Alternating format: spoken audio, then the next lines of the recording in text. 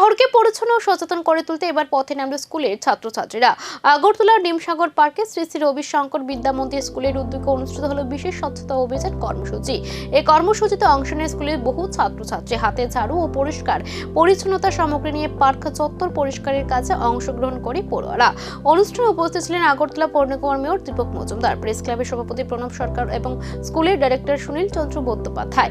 অতিথিরা ছাত্রছাত্রীদের এই উদ্যোগের প্রশংসা করে বলেন, শহরকে সুন্দর ও বাসযোগ্য করে তুলতে সচেতনতার কোনো বিকল্প নেই। ছোটদের মধ্য থেকে যদি এই মানসিকতা গড়ে ওঠে তাহলে ভবিষ্যতে সমাজ আরও দায়িত্বশীল হয়ে উঠবে।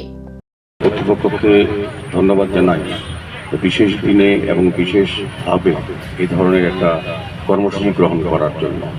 আমরা বিশ্বাস করি যারা স্টুডেন্টরা আছেন এই বিদ্যালয়ের এমনি সুনাম আছে, এই রাজ্যের অন্যান্য বিদ্যালয়ের থেকে অনেকটা এগিয়ে আছে শিক্ষার ক্ষেত্রে বলবো।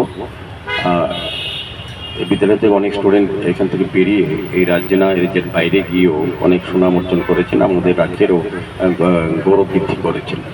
পাশাপাশি আমি বলবো যে আজকে যে কর্মসূচি রাখা হয়েছে, বর্তমান যারা স্টুডেন্ট আছেন তাদেরকে পুঁথিগত বিদ্যার পাশাপাশি সামাজিক কর্তব্য, সামাজিক দায়িত্বকে সামনে রেখে এবং তার নিজের পরিমণ্ডলকে সুস্থ সুন্দর রাখা, তার পরিবেশকে রক্ষা করার ক্ষেত্রে তাদের যে এই কর্মসূচি আমার মনে খুব অত্যন্ত গুরুত্বপূর্ণ। কারণ আমরা জানি যে সুস্থ পরিবেশ থাকলেই পড়াশোনা করা যায়, সুস্থভাবে ভালো থাকা যায় এবং সমাজও সুস্থ থাকে।